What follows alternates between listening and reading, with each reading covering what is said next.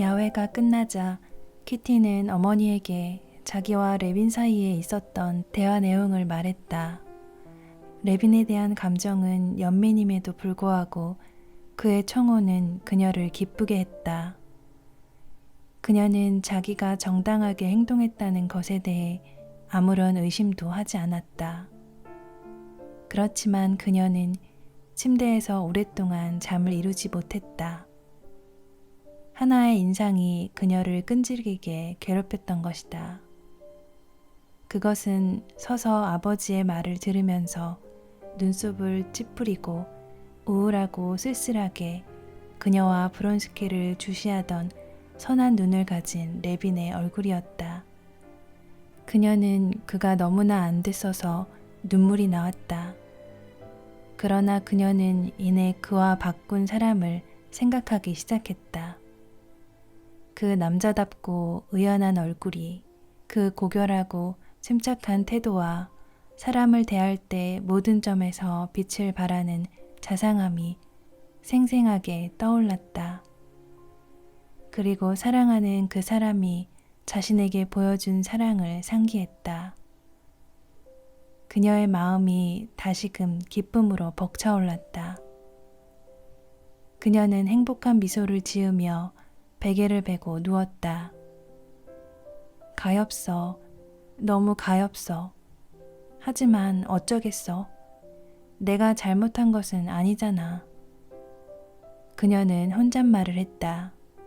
그러나 내부의 목소리는 그녀에게 다른 말을 속삭였다. 그녀는 자기가 레빈을 유혹한 것을 후회하는 것인지 아니면 그를 거절한 것을 후회하는 것인지 잘 몰랐다. 그러나 어쨌든 그녀의 행복은 의욕으로 인해 깨어졌다. 신이시여, 자비를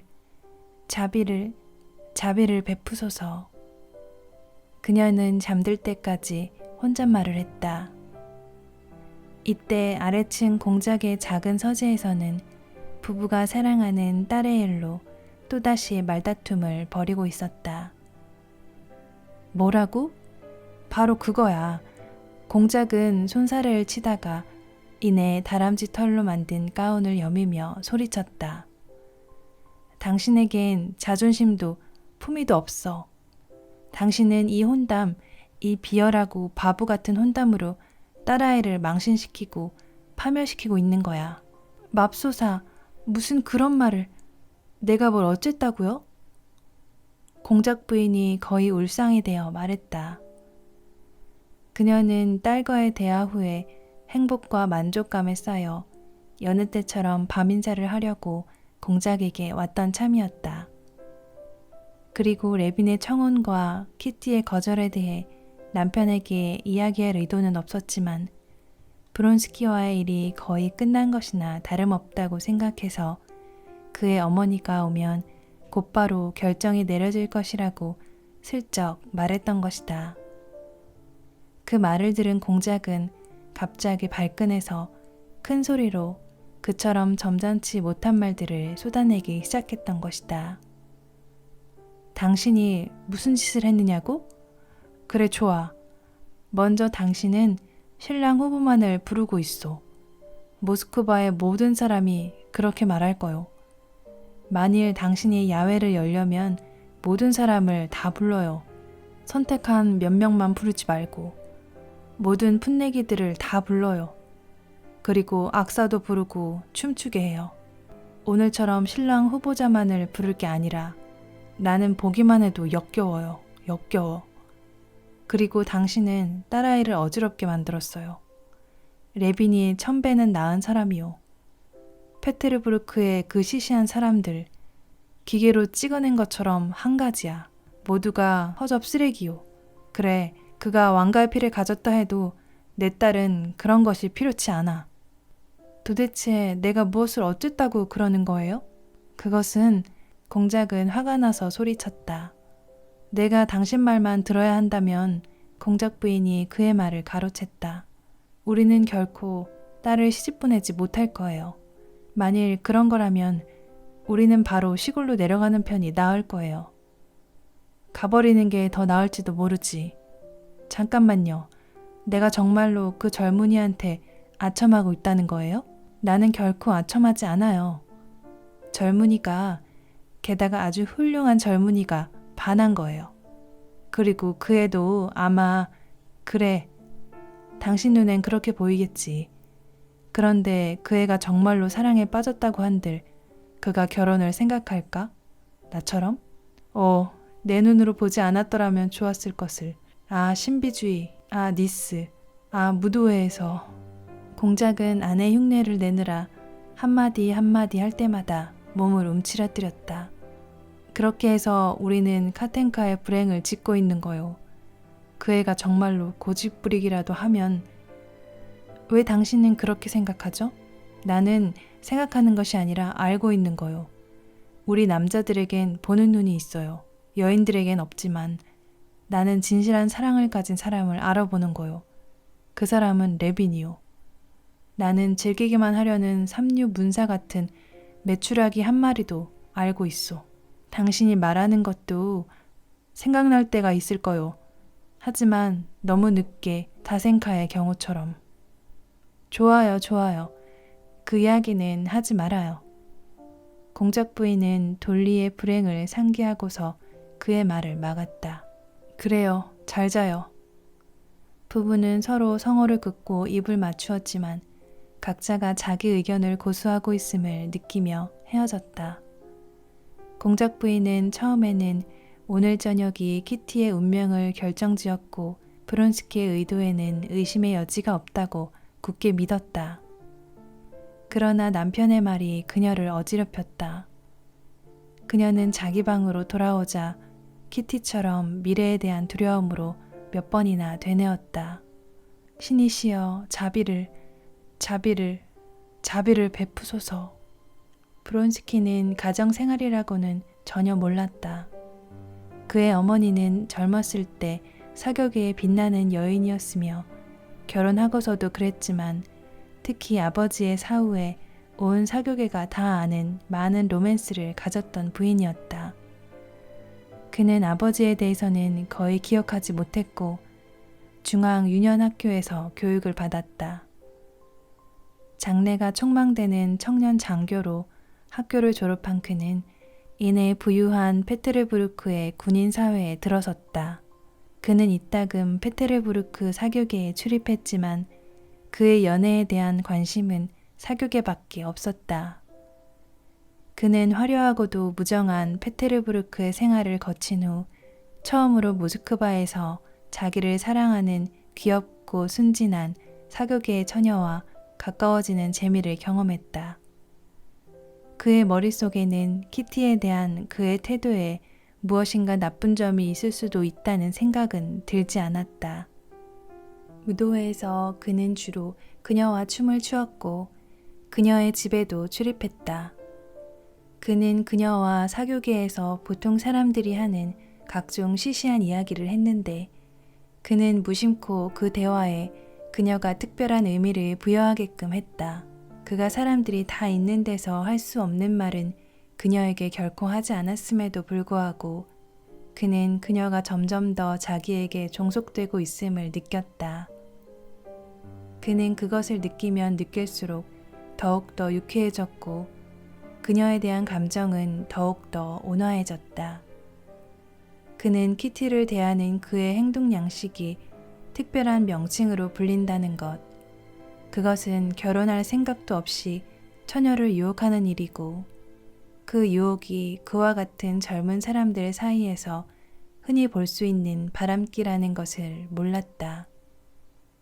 그는 제일 먼저 그 기쁨을 발견했다고 생각했고 그래서 그 발견을 즐기고 있었다. 그가 만일 그날 저녁 그녀의 부모가 하는 이야기를 들을 수 있었거나 가족의 입장에서 볼 수 있었다면, 그래서 자기가 그녀와 결혼하지 않는다면 키티가 불행해질 것이란 사실을 깨달을 수 있었다면 그는 무척 놀라고 믿지 않았을 것이다. 그는 자기에게 그리고 무엇보다 그녀에게 커다란 만족을 주는 일이 나쁠 수 있다는 사실을 믿을 수 없었을 것이다. 그는 자신이 그녀와 결혼하지 않으면 안 된다는 것은 더욱더 믿을 수 없었을 것이다. 결혼이 그에게 가능한 것으로 여겨진 적은 결코 한 번도 없었다. 그는 가정생활을 좋아하지 않았을 뿐만 아니라 가족, 특히 남편이라고 하는 작자들을 독신자들만의 공통적인 견해에 따라 낯설고 적대적인, 무엇보다 우스꽝스러운 존재로 생각하고 있었던 것이다. 그러나 브론스키가 키티의 부모가 한 이야기를 짐작할 수 없었더라도 그는 그날 저녁 세르바츠키가에서 나오면서 그와 키티 사이에 정신적이고도 비밀스러운 유대관계가 더욱 강하게 확립되어 무엇인가 방도를 취할 필요가 있다고 느꼈다. 그러나 무엇을 할 수 있고 해야만 하는지는 생각해내지 못했다. 어쨌든 훌륭해. 그가 세르바츠키가에서 돌아오면서 언제나처럼 부분적으로는 자신이 저녁 내내 담배를 피우지 않는 데에서 온 유쾌한 청결함과 신선함의 느낌과 더불어 자신을 향한 그녀의 사랑에 새로운 감동을 느끼면서 생각했다. 어쨌든 나도 그녀도 아무 말하지 않았지만 눈빛과 억양만으로 주고받는 내밀한 대화로 우리가 서로 잘 이해했다는 것, 그리고 오늘 밤 그녀가 그 어느 때보다 분명하게 사랑한다고 말한 것은 정말 멋진 일이야. 얼마나 사랑스럽고 순박하고 게다가 순진한지 나 자신도 더 훌륭하고 순결한 것처럼 느껴져. 나에게도 시몬이 있고 내 안에 무언가 좋은 것이 많이 있다고 느껴져. 그 귀여운 사랑에 빠진 눈이란, 그리고 그녀가 매우 라고 말할 때 그 눈빛이란. 그런데 어쩌지? 아무것도 아니야. 나도 좋고 그녀도 좋으면 됐지. 그는 오늘 저녁을 어디에서 마저 보낼지 생각하기 시작했다. 그는 갈만한 장소들을 꼽아보았다. 클럽? 베지크놀이를 하고 이그나토프와 샴페인을 마셔? 아니야, 안 되겠어. 꽃의 궁전에서 오블론스키를 찾아서 풍자 노래를 듣고 캉캉을 봐? 아니야, 질렸어. 내 자신이 더 나아진 것 같은 느낌 때문에 셰르바츠키가를 좋아하는 건데 그냥 집으로 가야지. 그는 곧장 뒤소의 자기 방으로 가서 저녁을 가져오도록 시켰다. 그리고 옷을 벗고 베개를 베자마자 언제나처럼 깊고 편안한 잠에 빠져들었다. 다음 날 아침 11시 브론스키는 어머니를 마중하기 위해 페테르부르크 역으로 나갔다. 큰 계단의 층계 위에서 그가 제일 먼저 만난 사람은 같은 열차로 오는 누이를 마중 나온 오블론스키였다. 아, 카카! 오블론스키가 소리쳤다. 누구를 마중 나오셨는가? 나는 어머니를 마중하러. 브론스키는 오블론스키를 만나는 사람들이 다 그렇게 하듯 미소를 띠고 대답하며 악수를 하고 함께 계단을 올라갔다. 어머니께서 오늘 페테르부르크에서 오시기로 하셨네. 나는 2시까지 자네를 기다렸어. 셰르바츠키가에서 나와서 어디로 간 거야? 집으로 갔지. 브론스키는 대답했다. 솔직히 말해 어제 셰르바츠키 댁에서 나와서 어디로도 가고 싶지 않을 만큼 유쾌했었네. 줌마는 낙인을 보면 알고 사랑에 빠진 젊은이는 눈을 보면 아는 법이지. 스테판 아르카디치는 얼마 전에 레빈에게도 했던 말을 똑같이 연설조로 말했다. 브론스키는 이 말을 부정하지 않겠다는 투의 미소를 지었지만 이내 화제를 바꾸었다. 자네는 누구를 마중하러 왔는가? 그가 물었다. 나는 멋진 여인을. 오블론스키는 대답했다. 아, 그렇군. 누이 동생 안나를 마중 나왔네. 아, 카레닌 부인을? 브론스키가 말했다. 자네가 그녀를 아는가? 그런 것도 같고 아닌 것도 같고 정확하게 말하자면 기억하지 못해. 브론스키는 카레니나라는 이름에서 무엇인가 허식적인 것과 따분한 것을 어렴풋이 떠올리면서 무심히 대답했다.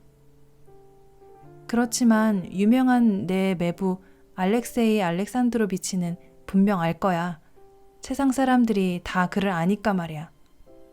적어도 명성과 생김새로는 안 해. 그가 현명하고 식견 있고 어딘가 종교적인 데가 있다는 것을 아네. 그렇지만 자네도 알다시피 그것은 나와는 별개의 다른 부류야.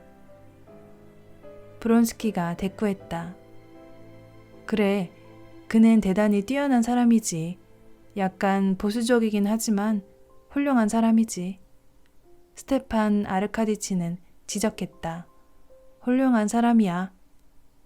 그래, 그를 위해서는 더욱 다행한 이야기야. 브론스키는 미소를 지으며 말했다. 아, 자네 왔군. 그는 문가에 서 있는 어머니의 늙고 키 큰 하인을 보고 말했다. 이리 들어오게.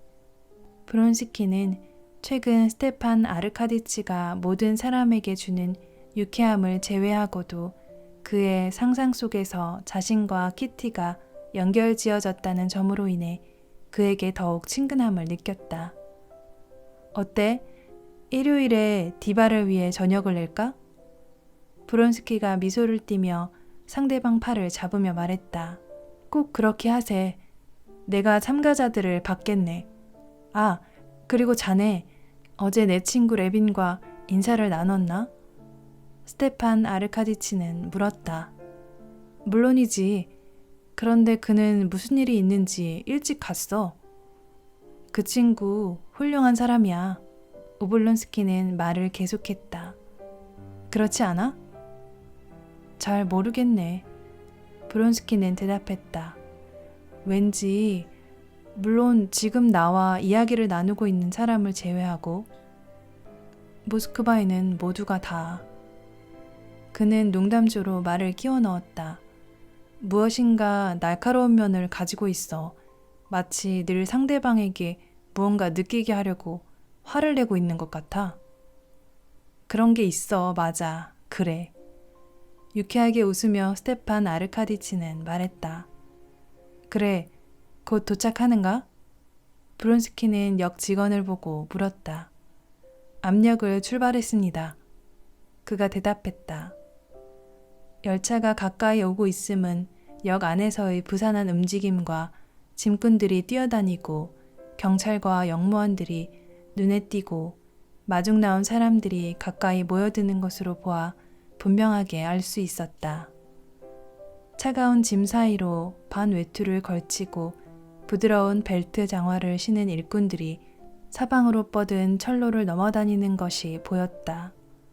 멀리서 기관차의 기적 소리와 철로 위를 구르는 육중한 바퀴 소리가 울려왔다. 아까부터 브론스키에게 키티에 대한 레빈의 마음을 이야기해주고 싶었던 스테판 아르카디치가 말했다. 아니, 자네는 우리 레빈을 잘못 평가했어. 그는 매우 신경질적인 사람이어서 때론 불쾌해. 맞아. 그렇지만 그 대신 때로는 매우 사랑스러워. 천성이 아주 정직하고 성실하고 마음씨도 비단결 같아. 그런데 어제는 특별한 이유가 있었어. 스테판 아르카디치는 어제 친구에게 느꼈던 마음에서 우러난 연민은 완전히 잊어버리고 오늘은 브론스키에게 그런 마음을 느끼며 의미심장한 미소를 짓고 말을 계속했다. 그래, 이유가 있었어. 그가 특별히 행복할 수도 혹은 특별히 불행할 수도 있는. 브론스키는 멈춰서서 단도직입적으로 물었다. 무슨 말인가? 그럼 그가 어제 자네 처제에게 청혼이라도 한 건가? 아마도.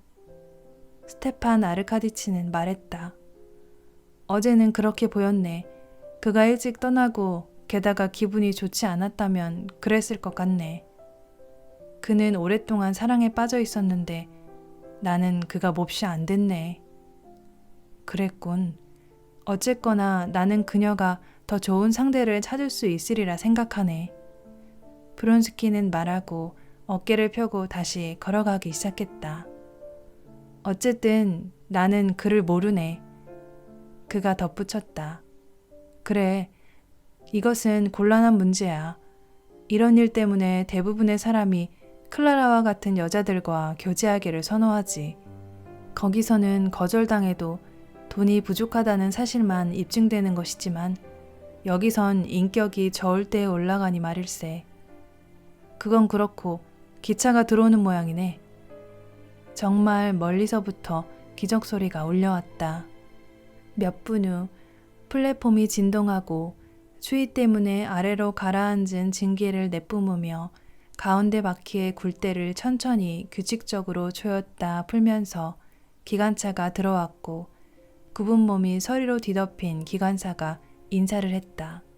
탄수차 뒤로 플랫폼을 진동시키며 수화물과 날카롭게 지저대는 개를 실은 화물 차량이 천천히 딸려왔다. 마침내 멈추기 위해 차체를 떨면서 객차가 다가왔다. 민첩한 차장이 호각을 불며 달리는 기차에서 뛰어내렸다. 그리고 그의 뒤를 이어 성급한 승객들이 한 명씩 내리기 시작했다. 근위 장교는 자세를 똑바로 하고 근엄하게 주위를 돌아보면서 가방을 든 약삭빠른 상인은 미소를 지으며 농부는 어깨에 자루를 걸친 채로 브론스키는 오블론스키와 나란히 서서 열차와 내리는 사람들을 둘러보고는 있었지만 어머니는 까맣게 잊고 있었다. 키티에 대해 알게 된 사실이 그를 흥분시키고 기쁘게 했던 것이다. 그의 가슴은 저절로 펴졌고 눈은 빛났다. 그는 승리자가 된 기분이었다. 브론스키와 백작 부인께서는 이 칸에 계십니다. 민첩한 차장이 브론스키에게 다가오면서 말했다. 차장의 말은 그에게 정신이 들게 했고 임박한 어머니와의 만남을 상기시켰다. 그는 마음속으로는 어머니를 존경하지 않았다. 왠지는 모르지만 사랑하지도 않았다. 비록 그가 사회의 견해와 받은 교육에 따라 어머니에게 더할 나위 없이 순종하고 정중하게 대하는 것 외에는 다른 생각은 할 수 없었다 하더라도 그는 어머니를 별로 존경하지 않고 사랑하지 않으면 않을수록 외적으로는 더 순정적이고 정중한 태도를 취했던 것이다.